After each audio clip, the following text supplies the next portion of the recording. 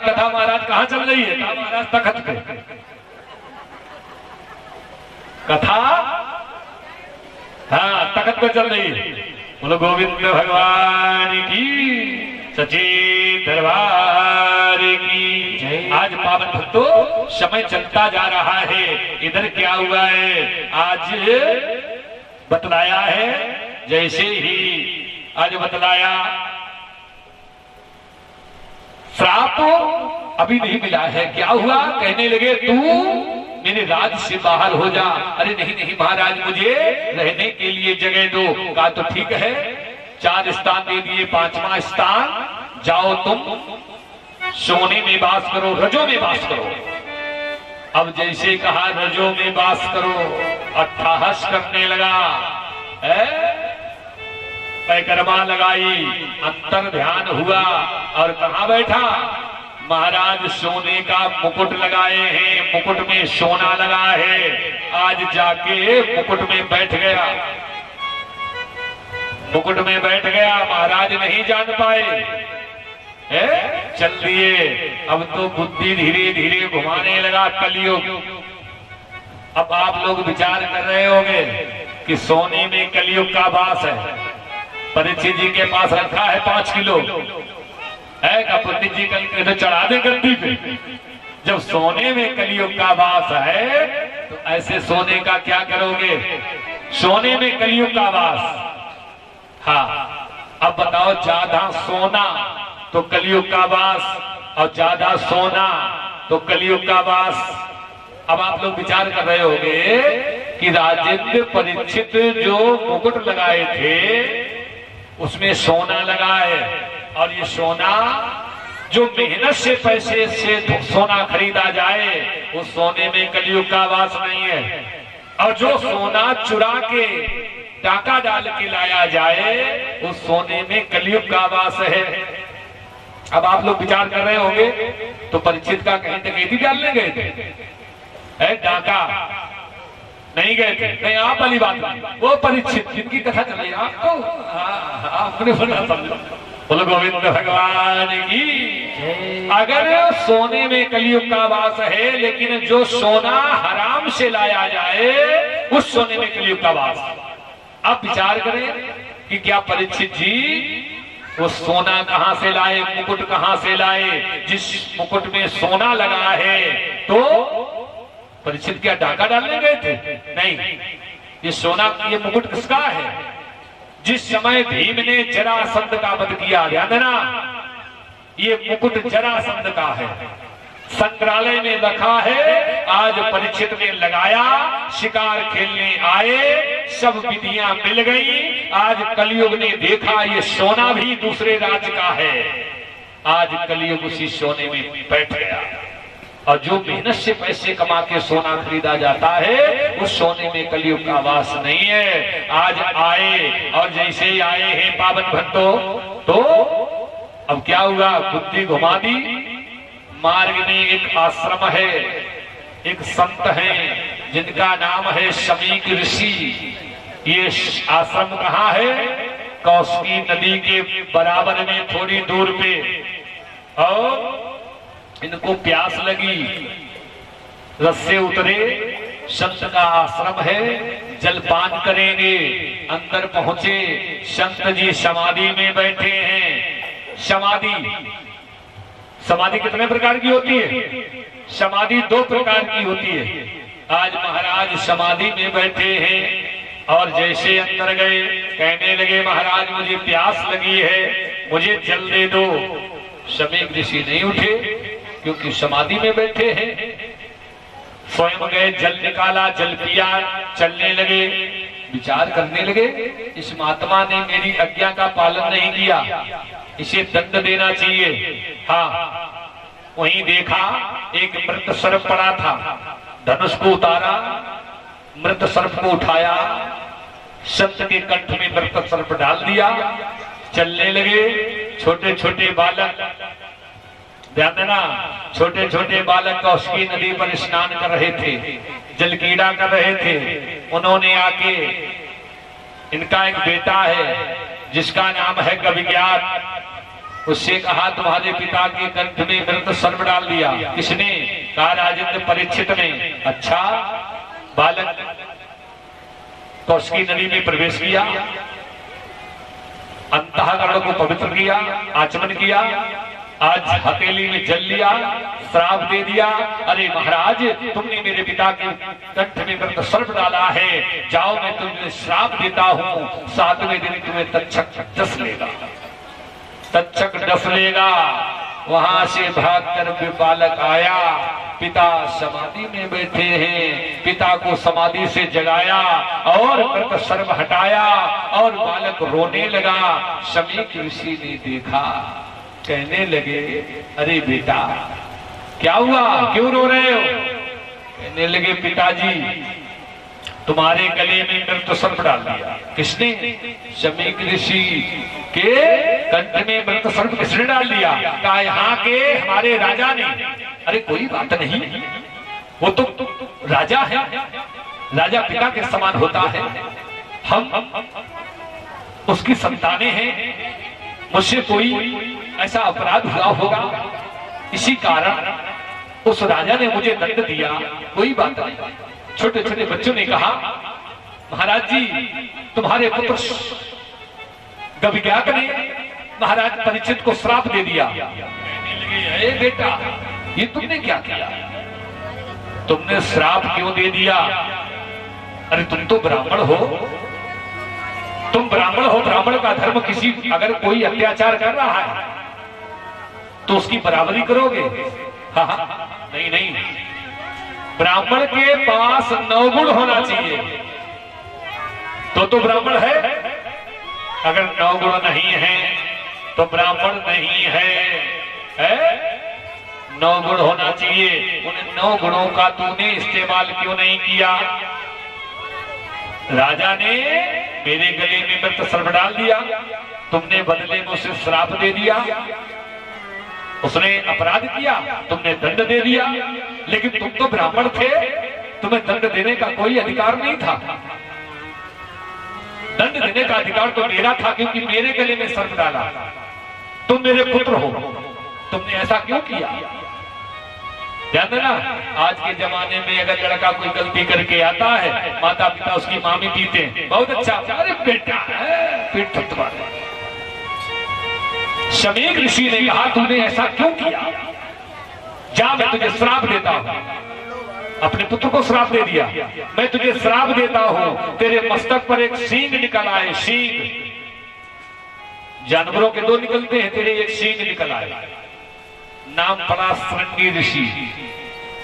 ध्यान देना, नाम पड़ा श्रृंगी ऋषि चरणों में गिर गए, चरणों में गिर गए। पिताजी ये पशु चिन्ह है, मैं जहां जाऊंगा लोग क्या कहेंगे, ये कैसा संत है, इसके सींग है सींग, ये कब तक रहेगा?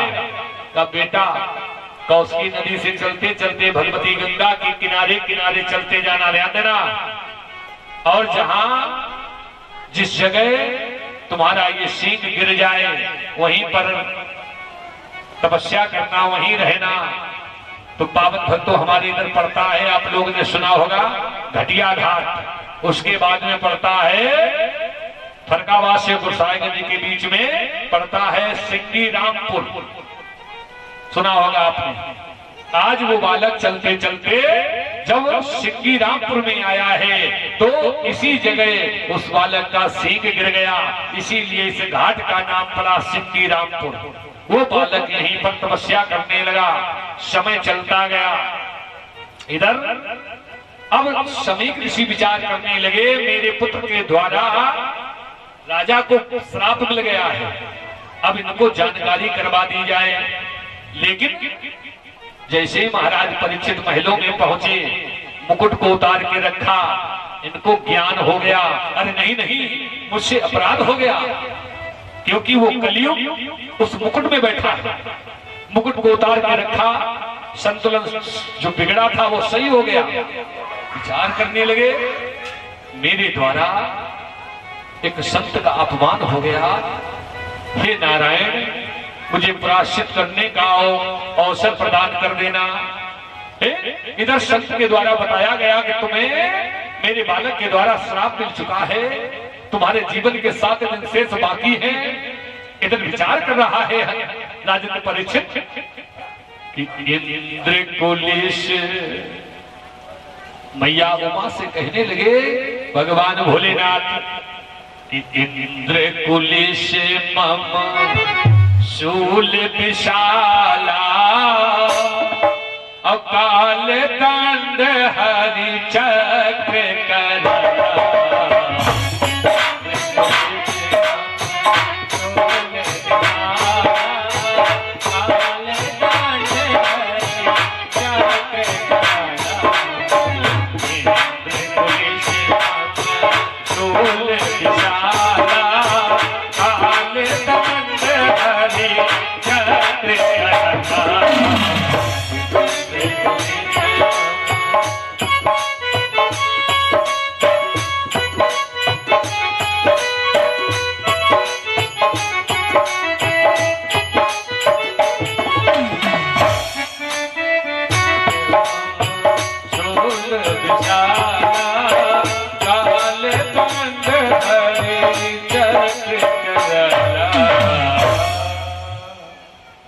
भगवान भोलेनाथ ने कहा मैया पार्वती से, देवी इंद्र कुलिश, इंद्र के वज्र से बचा जा सकता है।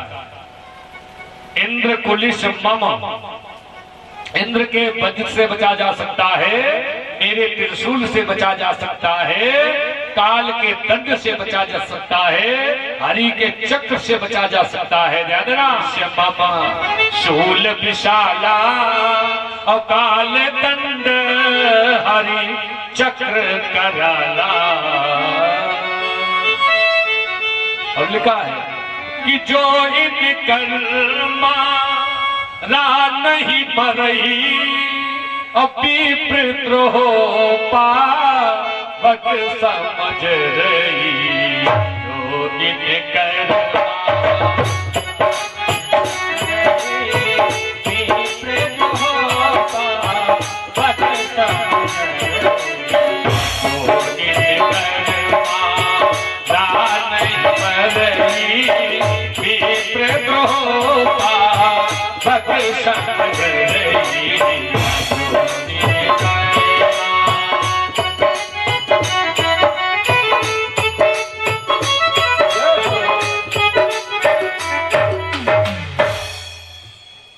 इनसे जो इनकर मारा नहीं मरई विप्रद्रोह, ब्राह्मण से बैर नहीं करना चाहिए, विप्रद्रोह पावक समझ रही। और बतलाया कि मशक दंत पीते हिमबासा अजमद द्रोह किए कुल नासा। जो ब्राह्मणों से बैर करते हैं उनकी कुल का विनाश हो जाता है, उनकी कुल का विनाश हो जाता है। इधर समय चलता गया, जैसे अवगत करवाया गया, परीक्षित जी विचार करने लगे मेरे द्वारा एक संत का अपमान हो गया, अब नहीं, अब मुझे यहाँ ज्यादा देर नहीं रुकना है। अपने पुत्र जन्मेजय को बुलाया और राज्य दे दिया कि जन्मेजय को राज्य दे भूप परीक्षित वीर। और जा बैठा योगी शवन श्री गंगा जी के तीर। बोल गंगा मैया की जय। सुंदर एक बालुका की बेदी को बना दिया। जो भी विद्वान आएगा उससे 2 प्रश्न पूछेंगे। बालुका की बेदी को बना के तैयार कर दिया परीक्षित ने। अब जैसे मालूम हुआ है परीक्षित ने अनशन व्रत ले लिया है, भगवती गंगा के तट पर विराजमान है। चलो संतों का आगमन होने लगा है। जो संत आते हैं कहते हैं महाराज मेरे 2 प्रश्न हैं, उन दोनों प्रश्नों का जो उत्तर दे देगा इस बालुका की बेदी पर वही विद्वान विराजमान हो जाएगा। पहला प्रश्न कि मानव को जीवन पर्यंत क्या करना चाहिए। दूसरा प्रश्न जो मानव मरण शैया पर लेटा हो उसे क्या करना चाहिए? दो प्रश्न हैं। आज ऋषियों का आगमन हो रहा है, लेकिन कोई ऋषि प्रश्नों का उत्तर नहीं दे पा रहा है। अत्रि जी आए, वशिष्ठ आए, भृगु आए, चमन आए, श्रद्धावान आए, विश्वामित्र आए, परशुराम भगवान आए, देवर्षि नारद आए, स्वयं वेद व्यास जी का आगमन हुआ, लेकिन परीक्षित के प्रश्नों का उत्तर कोई विद्वान नहीं दे पाया। और कहा जो प्रश्नों का उत्तर दे देगा वही विद्वान इस बालिका की वेदी पर विराजमान होगा। कोई प्रश्नों का उत्तर नहीं दे पाया। अब तो विचार करने लगे, मुझे ऐसा लग रहा है, मुझे ऐसा लग रहा है मेरे प्रायश्चित करने का अवसर मुझे प्रदान नहीं होगा, मुझे प्रदान नहीं होगा। कोई ऐसा विद्वान नहीं आ रहा है जो मेरे प्रश्नों का उत्तर दे सके। कि अनुपम सुंदर नंद किशोरा, अनुपम सुंदर नंद किशोरा, मनमोहन घनश्याम,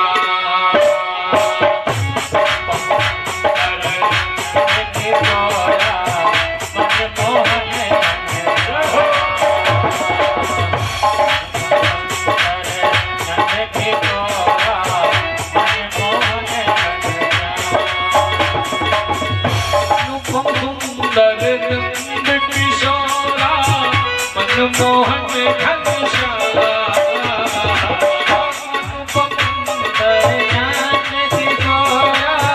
मनमोहन घनश्याम,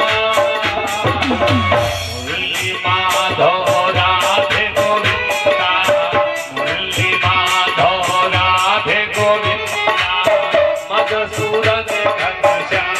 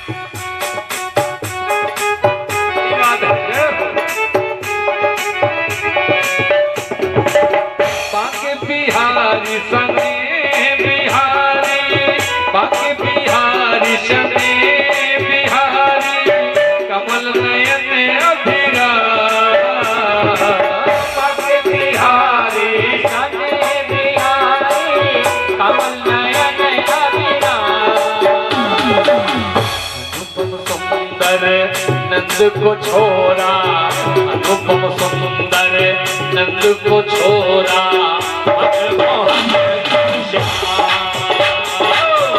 अनुपम सुंदर नंद को छोरा, मनमोहन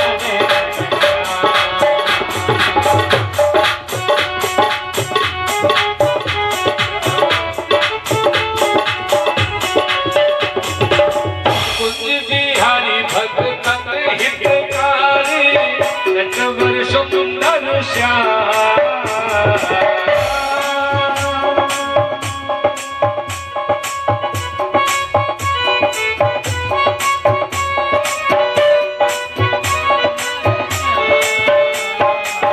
कुंज बिहारी भक्त हितकारी, नटवर सुंदर श्याम,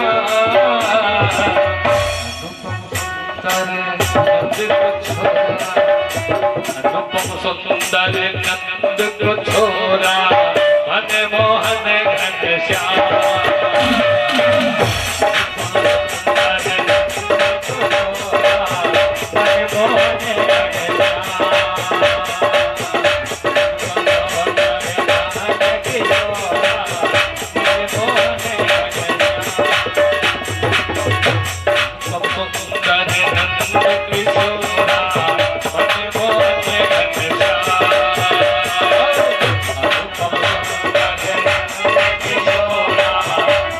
Oh,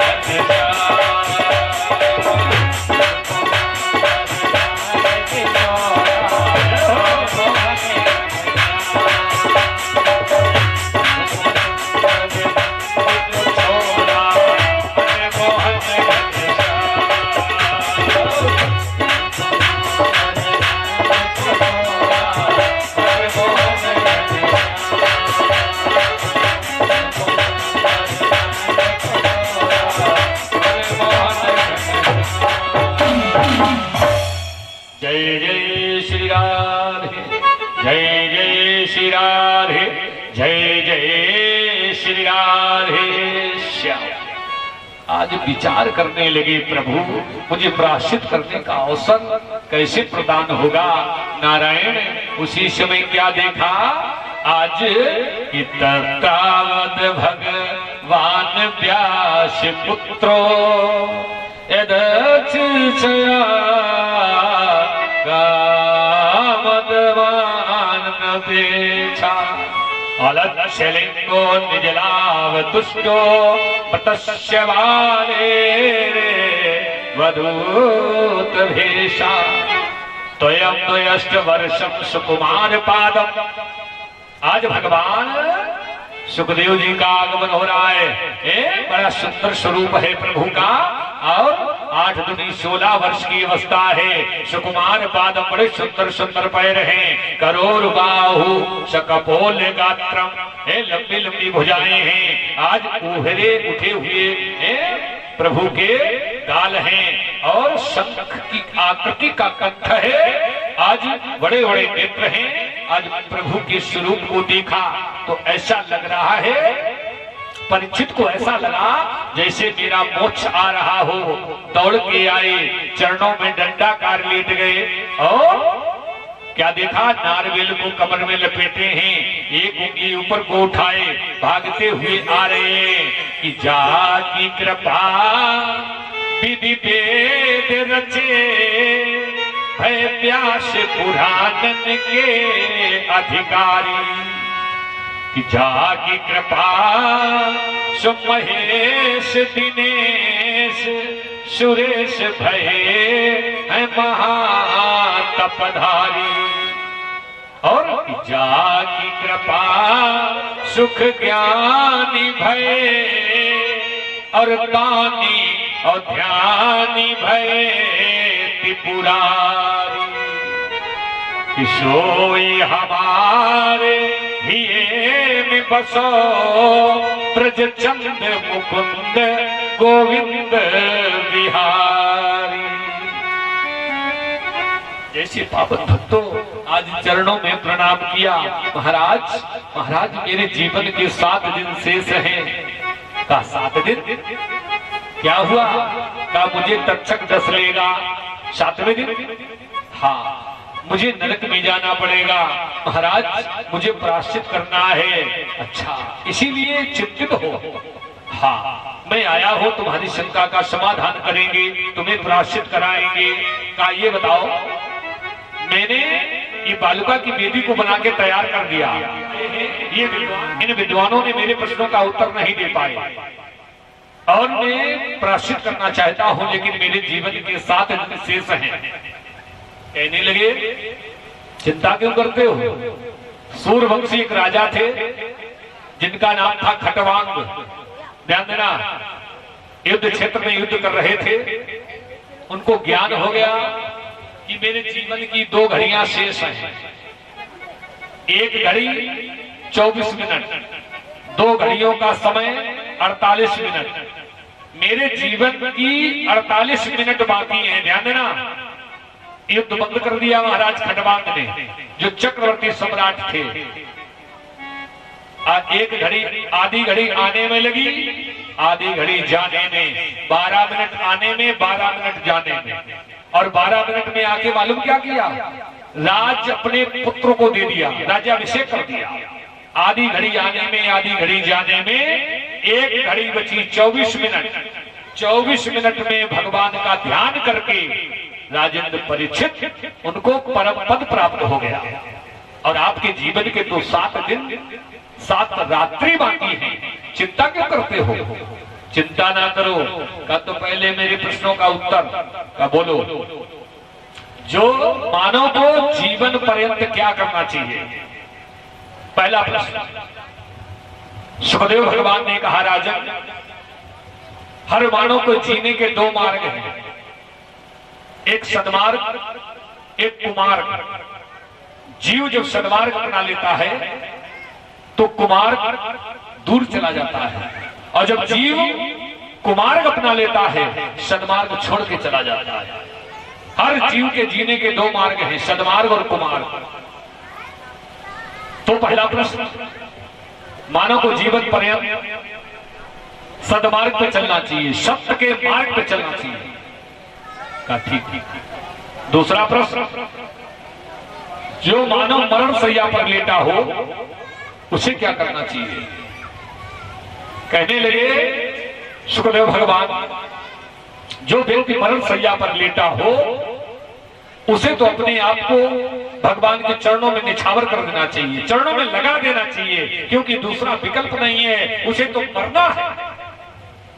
अपने आप को अपने भगवान के श्री चरणों में लगा देना चाहिए।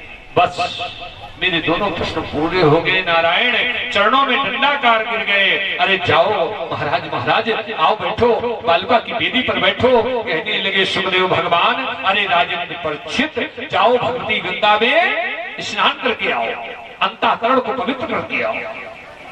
ठीक है, भगवती गंगा में स्नान किया, आचमन किया, अंतःकरण को पवित्र किया, आए बालुका की वेदी पर विराजमान कर दिया सुखदेव भगवान को, तिलक अर्चन बंधन किया है, प्रणाम किया है। बोलो सुखदेव भगवान की जय।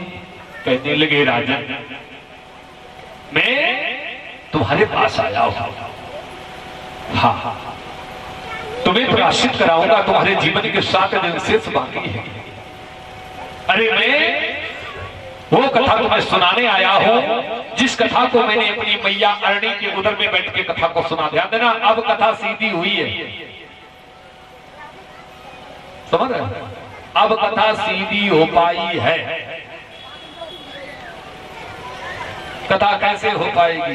कथा सब होगी, क्यों नहीं होगी? थोड़ा समय ज्यादा देंगे, थोड़ा 8 घंटा ज्यादा हम देंगे, 1 घंटा आप लोग देंगे। हाँ, कैसे नहीं पूरी? और फिर पूरी तो एक श्लोक में पूरी, समझ रहे? एक श्लोक में पूरी कथा।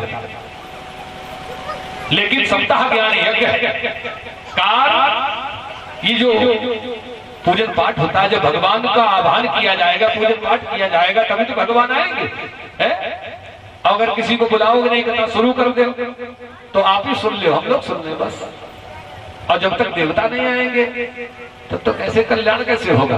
हाँ, तो जहां तक वेद मंत्रों का उद्घोष होना अति आवश्यक होता है, यज्ञ होना, क्योंकि भगवान 2 ही मुख से लेते हैं। ये होम किया जाता है स्वाहा, जैसे आहुति डाली जाती है स्वाहा, भगवान को बड़ा भगवान तृप्त हो जाते हैं। ब्राह्मणों को भोग कराया जाता है, ब्राह्मण जब खा पी के टन होता है और जो कहता है आहा आहा करता है, भगवान को बड़ी प्रसन्नता होती है। जैसे ब्राह्मण खाता है, आहा करता है, भगवान प्रसन्न होते हैं भक्त पे। और जब स्वाहा करते हैं, अग्नि में जब साकल डाला जाता है और जब स्वाहा बोलते हैं, भगवान को बड़ी प्रसन्नता होती है। ये भगवान के मुख है, ब्राह्मण का मुख, अग्नि का मुख, ये भगवान के मुख है, इन्हीं से भगवान पाते हैं। ध्यान देना, आज पावन भक्तों समय चलता गया। अच्छा, आप लोगों ने देखा होगा, लिखा है और वक्ताओं ने कथा सुनी होगी, बताया होगा, राम नाम लड्डू। लड्डू किसको पसंद है परिस्थिति? लड्डू तो है गणेश जी को पसंद है, और लड्डू हनुमान जी को भी पसंद है, और लड्डू हमारे श्याम जी को भी पसंद है। राम जी को लड्डू पसंद नहीं है। लेकिन राम का नाम लड्डू से क्यों लगाया गया? ध्यान देना, राम नाम लड्डू, गोपाल नाम खीर और कृष्ण नाम मिश्री, सो घोर घोर। अब भाई राम जी को लड्डू तो नहीं पसंद है, लेकिन लड्डू से क्यों लगाया गया मालूम होगा आप लोगों को? नहीं मालूम? चलो कोई बात नहीं, सब लोग बोलेंगे राम राम बोलो। अरे एक बार राम का नाम ले लो, किसके बोलो जोर से राम। अगर राम मुंह बंद करके कहोगे नहीं निकलेगा, राम राम नहीं निकलेगा, राम कस के जो जोर से राम लोगे नाम तो मुंह खुल जाएगा। मुंह खुलता नहीं खुलता जी? जब राम कहोगे तो मुंह खुलता है। और लड्डू कैसे खाया जाता है? जब राम कहोगे समूचा लड्डू मुंह के अंदर, तो इसीलिए राम का नाम लड्डू से लिया गया। राम भाई लड्डू बगैर मुंह खोले खा लो, नहीं खा पाओगे। राम नाम लड्डू, जब राम कहेंगे तो लड्डू समूचा मुंह में चला जाएगा, इसीलिए राम का नाम लड्डू से लिया गया। ध्यान देना। अब राम नाम लड्डू, गोपाल नाम खीर। खीर कैसे खाई जाती है? ठंडी या गरम? ठंडी। गरम खीर खाओगे चाहे जितनी मीठी हो, लेकिन सीठी लगेगी और खबेगी भी नहीं। तो खीर हमेशा ठंडी करके खाई जाती है। लेकिन खाई कैसे जाती है? सब लोग बोलेंगे गोपाल गोपाल गोपाल गोपाल गोपाल गोपाल गोपाल गोपाल गोपाल गोपाल गोपाल। इसमें कहीं ब्रेक नहीं लगेगी। अब खीर खाने वाले जो भैया होते हैं, जब वो खीर खाते हैं सोपा लगते हैं, गोपाल गोपाल गोपाल गोपाल गोपाल गोपाल गोपाल गोपाल गोपाल। सब लोग बोलेंगे गोपाल गोपाल गोपाल। कोई ब्रेक नहीं है, गाड़ी चलाए रहो बगैर ब्रेक। कोई ब्रेकर भी नहीं है। जैसे खीर के सनोपा लगते वैसे ही गोपाल गोपाल कहने में कोई ब्रेक नहीं लगती। तो राम नाम लड्डू, गोपाल नाम खीर और कृष्ण नाम मिश्री। कृष्ण का नाम मिश्री से क्यों लिया गया? मिश्री कैसे खाते हैं? मिश्री की थैली लो, मुख में रखो। अब मिश्री कैसे खाओगे? मिश्री जब आप चूसेंगे घोर घोर, काट के नहीं, घोर घोर जैसे चूसो तो कैसे? जब मिश्री खाओगे तो मुंह टेढ़ा हो जाएगा। शीशा लेके देखना, दर्पण लेके, और मिश्री को चूसना, फिर देखना मुंह टेढ़ा हो जाएगा। और जब श्री कृष्ण कहोगे जय श्री कृष्ण, तो मुंह टेढ़ा हो जाएगा। राम नाम लड्डू, गोपाल नाम खीर और कृष्ण नाम मिश्री, जो घोर घोर पी। जिसे कृष्ण कहने से मुंह टेढ़ा होता है, मिश्री खाने से भी टेढ़ा होता है। आज कहने लगे मैं जो कथा अपनी मैया के उदर में बैठ के सुन के आया हूँ, वही कथा मैं तुम्हें सुनाऊंगा। अब तो सुखदेव जी ने कहा वो कथा सुनना चाहते हो? कहा पहले तुमने अपनी मैया के उदर में बैठ के कैसे कथा को सुना। बड़ी सुंदर कथा लगने जा रही है। अमर कथा, ध्यान देना। कहने लगे तो सुनो। एक समय का वृत्तांत देवर्षि नारद ने उठाई वीणा और कहां पहुंचे? कैलाश पर्वत पर। और एक बार कर कल पर बीना और गावत हरि गुण गान बीना। एक बार कर कल पर बीना गावत हरि गुण गान बीना। एक बार कर कल पर बीना गावत हरि गुण गान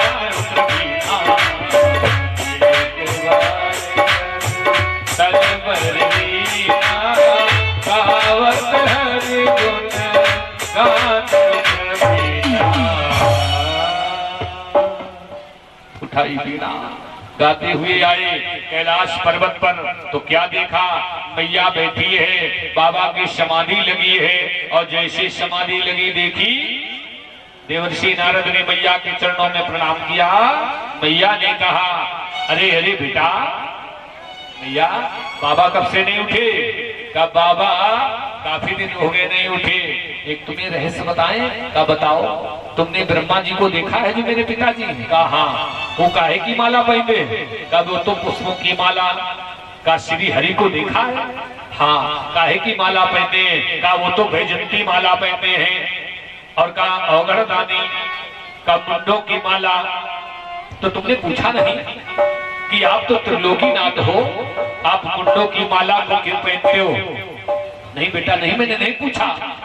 अरे यही तो बात है मैया, समाधि खुल जाए और बाबा से पूछना कि तुम मुंडों की माला को क्यों पहनते हो। ठीक है? क्या मतलब? अरे बाबा ने एक रहस्य नहीं है, अब समाधि खुलने दो। देवर्षि नारद ने लगा दी आगी। उठाई वीणा चले गए और जैसे ही गए भोलेनाथ की समाधि खुल गई। अलख निरंजन मैया दौड़ के आई, आरती वंदन की। मैया से कहा, अरे देवी मुझे भूख लगी है, जल्दी से भोजन दे दो। मैया ने कहा, भोजन तो बाबा है नहीं, काहे इतना बड़ा रहस्य छुपा के रखा और भोजन मांग रहे हो, क्या मतलब? ब्रह्मा जी को देखो, पुष्पों की माला पहनते हैं। श्री हरि को देखो, वैजंती माला पहनते हैं। आप अवघड़दानी हो, आप मुंडों की माला को क्यों पहनते हो? कहने लगे, तुम्हें ये किसने बताया? किस पूछने के लिए? क्या नारद आया था? कहाँ आए थे नारद? क्या करोगे नारद का? बोलो। अरे नहीं नहीं, अगर नारद आए थे उसी ने आग लगा दी मेरी गृहस्थी में। बाबा भूख लगी है? हाँ। भोजन करोगे? हाँ। तो भोजन हड़ताल, भोजन नहीं मिलेगा, इतना बड़ा रहस्य छुपा के रखा तुमने। तो कहा, देवी जी भूख तो बहुत जोर लगी है। तो कहा, पहले मुंडों के बारे में बताओ। भोलेनाथ कहने लगे, भोजन मिलेगा? कहा, बिल्कुल मिलेगा। तो कहा, सुनो, ये मुंड किसी दूसरे के नहीं है, किसके है? कहा, तो सुनिए कि प्रथम दक्ष ग्रह तब अवतारा, औषधि नाम तब रहा तुम्हारा। और प्रथम तुम्हारा जब जन्म हुआ उस समय तुम्हारा नाम सती था और तुम्हारे पिता दक्ष ने यज्ञ करवाया कि दक्ष जग तब भा अपमाना, और तुम अति क्रोध तजे तब प्राणा। तुम्हारे पिता दक्ष ने यज्ञ करवाया और तुम्हारा अपमान हुआ, तुमने अपने प्राणों को त्याग दिया। तुम्हारे बंद शरीर को मैंने कंधों पे धारण कर लिया, मैं विचरण करने लगा। अब विचरण करते करते श्री हरि ने तुम्हारे शरीर के 9 खंड कर दिए। ध्यान देना, जो 9 देवी के नाम से जानी जाती हो, वैसे तो तुम्हारे शरीर के 51 खंड हुए हैं और 51 शक्तिपीठ बने हैं। ध्यान देना, तुम्हारा मुंड बचा, मैंने माला में पिरो लिया, गले में धारण कर लिया। तब से आज तक तुम 108 बार मर चुकी। और कहा, बाबा तुम? कहा, मैं एक बार भी नहीं मरा। क्यों नहीं मरे? कहा, मैं अजन्मा हूं। अजन्मा हो कैसे? कहा, मैं अमर कथा जानता हूं। कहा, बस वही अमर कथा मुझे सुनाओ। भगवान ने कहा, मैं अमर कथा नहीं सुना सकता। मैया ने कहा, अगर अमर कथा नहीं सुनाओगे तो तुम्हें मैं भोजन भी नहीं बना के खिला पाऊंगी। ध्यान देना, अब तो बाबा जी विचार करने लगे, हमने तो कभी बनाया भी नहीं, कैसे बनाया जाता है। अब तो क्या करें? कहने लगे, देवी जी जल्दी से बना दो, भूख लगी है, भोजन दो। हाँ। का फिर मुझे अमर कथा सुनाओगे? का बिल्कुल सुनाएंगे, अब तो सुनाना ही पड़ेगा। मैया दौड़ के गई, भोजन को ले आई। बाबा ने भोजन किया। भोजन करके मैया ने कहा, प्रभु चलो मुझे अमर कथा सुनाओ कि तोता के पढ़ावन में गड़िका ने बांध लियो और हाथी ने बांध लियो प्रेम के पुकारन में, कि थोड़े से माखन में गोपिन ने बांध लियो और कुबजा ने बांध लियो प्रेम के पुकारन में, कि झूठे 4 फेरन में शबरी ने बांध लियो और केवट ने बांध लियो चरण के पखारन में, और मुट्ठी भर चावल में सुदामा ने बांध लियो और द्रौपदी ने बांध लियो 4 कच्चे धागन में। आज भगवान को प्रेम से बांधा जा सकता है। कहने लगी, मुझे अमर कथा सुननी है। कहा, तो चलो आज लेके आए और जम्मू कश्मीर है कि सुंदर गुफाओं में आए और जैसे ही त्रिशूल से कहा ये जगह बहुत सुंदर है, यहाँ जो भी जीव जंतु पशु पक्षी हो उनको निकाल के पलायन कर दिया जाए। ध्यान देना, आज इस त्रिशूल ने गर्जना करना प्रारंभ कर दिया। जो भी जीव जंतु पशु पक्षी थे सब निकल के जा रहे हैं। उसी खोह, एक वृक्ष में खोह है, उस खोह में एक शुक नाम का पक्षी है, उसका एक अंडा है, उसी अंडे पे वो शुक पक्षी बैठा है। हाँ, शुक पक्षी बैठा है उसी अंडे में। अब क्या है, अब शुक पक्षी अंडे के ऊपर बैठा है। इधर क्या हुआ, आज पावन भक्तों जैसे भोले बाबा मैया को लेके आए और मैया ने अंदर प्रवेश किया, और जैसे अंदर प्रवेश किया है तो क्या हुआ, आज त्रिशूल ने गर्जना की, लेकिन पक्षी गर्जना सुन के आज शांत बैठा रहा अंडे पे। भगवान भोलेनाथ ने ताली बजाई, और जैसे प्रथम ताली बजी वो शुक पक्षी घोंसले से निकला, उड़ के चला गया।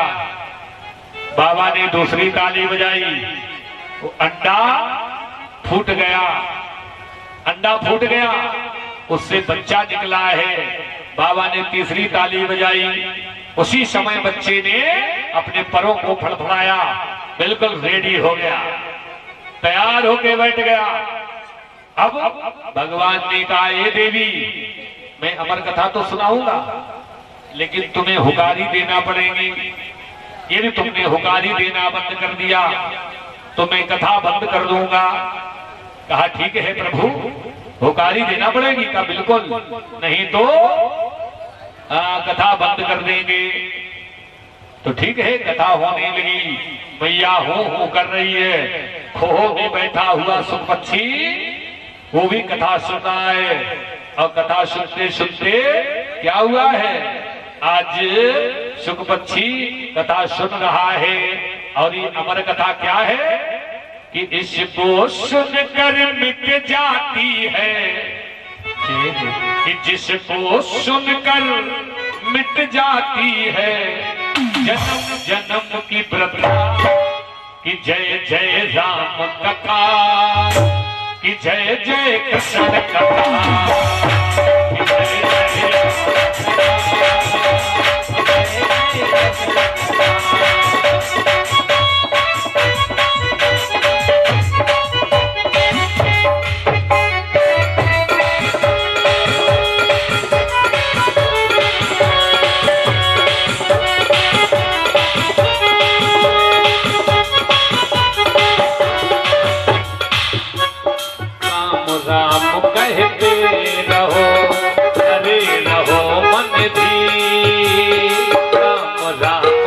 जय रहो, हरे रहो मन धीर।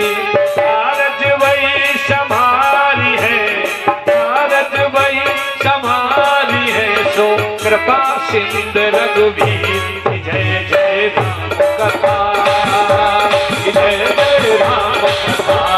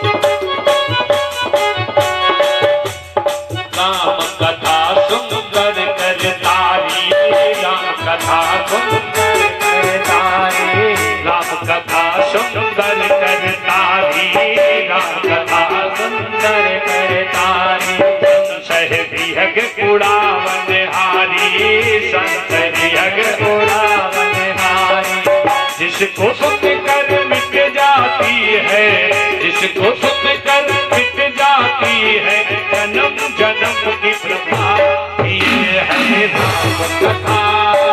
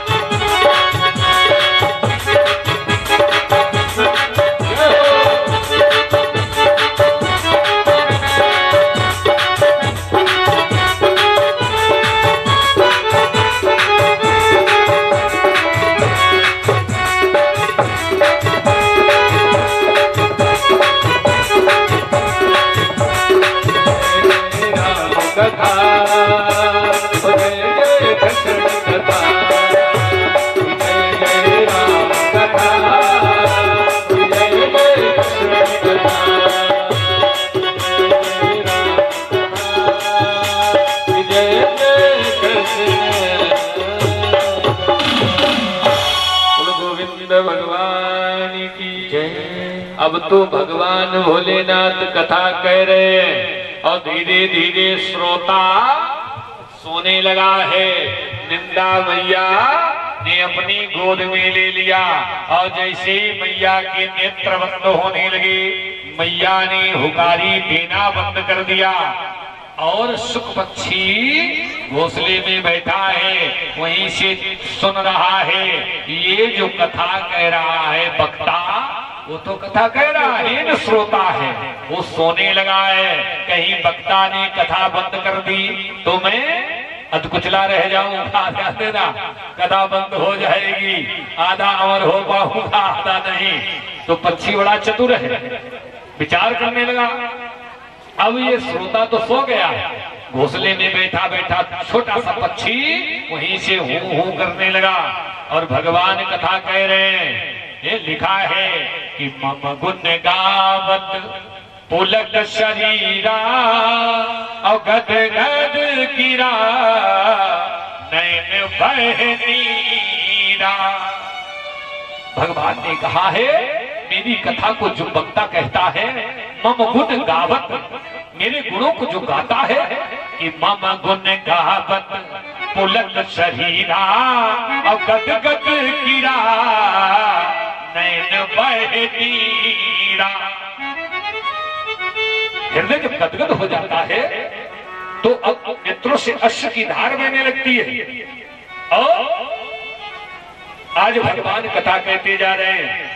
अब सुख बच्ची हूं कर रहा है और जैसे ब्रह्म मुहूर्त आया, कथा इधर पूर्ण हुई और जैसे कथा पूर्ण हुई, पक्षी ने कथा को पूर्ण श्रवण कर लिया।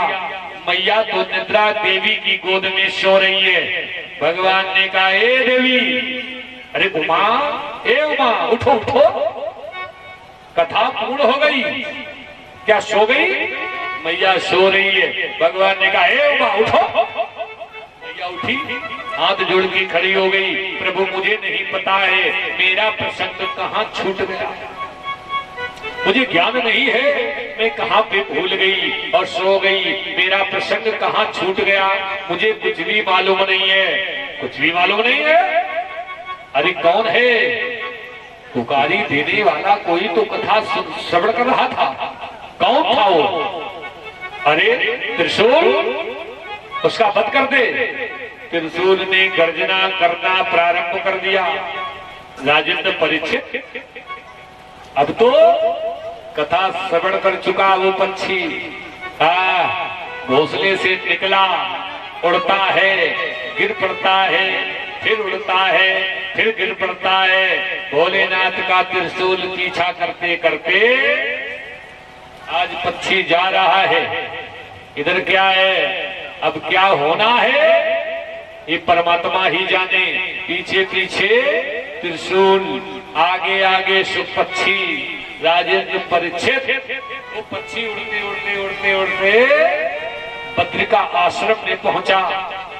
और वही बद्रिका आश्रम जहां वेदव्यास का आश्रम है। महाराज वेदव्यास की पत्नी है जिनका नाम है अरणी, जिन्हें तारा भी कहा जाता है। अपनी अटारिका पे अपने केशों को सुखा रही है, केशों को सुखा रही है। अब पक्षी को कहीं जगह नहीं मिली। उसने देखा आज जैसे ही आश्रम में आया, वेदव्यास की अटारिका पे पत्नी खड़ी है जिनका नाम है अरणी। उनको जमुहाई आ गई और भगवान की कृपा देखो, जैसे ही जमुहाई आई तो सुख पक्षी ने क्या किया, देखा ये गुफा बड़ी सुंदर है। उस पक्षी ने अपने शरीर को छोड़ दिया, यादना स्थूल शरीर को छोड़ दिया, सूक्ष्म रूप से मैया के मुखार बिंदु से प्रवेश कर गया और जाके उदर में बैठ गया। और वहीं से कहने लगा, अरे भगवान शिव के त्रिशूल मार मुझे, तू मुझे मारना चाहता था, मेरा वध कर दे। तू जिसे मारना चाहता था वो तो तेरे सामने पड़ा है और त्रिशूल वापस चला है। राजेंद्र परीक्षित धीरे धीरे समय चलता गया। ध्यान देना, 1 वर्ष हो गया, 2 वर्ष हो गए, 3 वर्ष हो गए। एक दिन मेरे पिता वेद व्यास विचार करने लगे, मेरी मैया अरणी के उदर में अपना कान लगाकर कहने लगे, मेरी अर्धांगिनी के उदर में पलने वाले मेरे शिशु, क्या तू बाहर नहीं आएगा? मैंने वहीं से आवाज दी, अरे पिताजी मैं बाहर नहीं आऊंगा। क्या क्यों नहीं आओगे? क्या बाहर नहीं आऊंगा? क्या क्यों नहीं आओगे? भगवान भोलेनाथ का त्रिशूल मुझे मार डालेगा, मुझे बाहर नहीं आना है। हाँ मार डालेगा मुझे भगवान शिव का त्रिशूल, मैं वापस नहीं, मैं बाहर नहीं आऊंगा। अरे मैं तुम्हें ऐसी कथा सुनाऊंगा जिस कथा को श्रवण करके क्या होगा? अरे तुम चिंता ना करो, जिस कथा को श्रवण करके तुम्हारा कल्याण हो जाएगा। तुम्हें भगवान भोलेनाथ का त्रिशूल तो क्या, संसार का कोई अस्त्र शस्त्र तुम्हें हानि नहीं पहुंचा सकता। हाँ, धीरे धीरे मेरे पिता ने कहा, मैं तुम्हें वो कथा सुनाऊंगा जिस कथा में भक्ति है, ज्ञान है, वैराग हो जाएगा। और जब बेटा वैराग हो जाएगा तो तुम्हारा तरण भी हो जाएगा। कहा ठीक है। मेरे पिता ने मुझे कथा को श्रवण कराया और मैं जब कथा को श्रवण करके आया, सीधा मेरा जन्म हुआ और मैंने नारवेल को कमर में लपेट लिया और वहां से चलना प्रारंभ कर दिया और सीधा तुम्हारे पास आया हूं। बोलो, तुम्हारे पास आया हूं, वही कथा मैं तुम्हें सुनाने आया हूं। कहा ठीक है, बस बस वही कथा मुझे सुनाओ। कहने लगे तो ठीक है, चलो भगवान से थोड़ा प्रेम कर लो।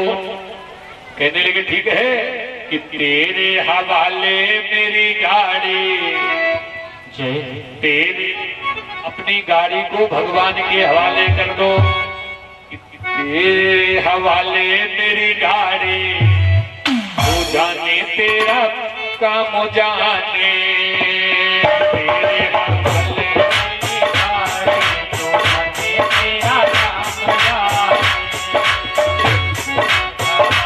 मेरी गाड़ी, तू जाने तेरा काम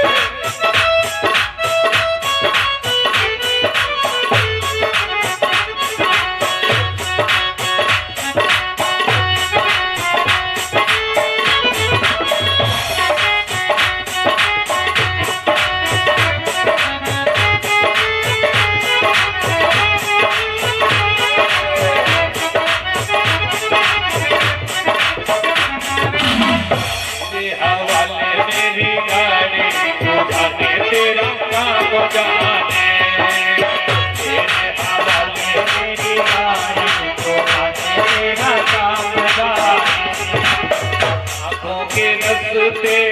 दिल में समाया, दिल में समाया, रोम रोम में तू ही समाया, रोम रोम में तू ही समाया। तुझ पे ही जाऊं मैं तो भारी, तुझ पे ही जाऊं मैं तो भारी, तू जाने तेरा कौन जाने।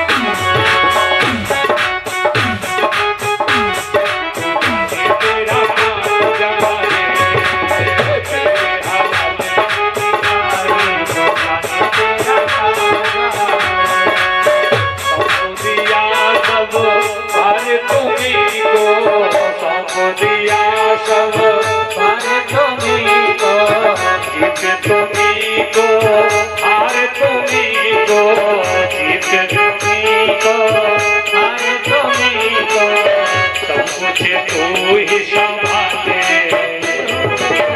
सब कुछ तू ही संभाले, तू जाने तेरा काम क्या।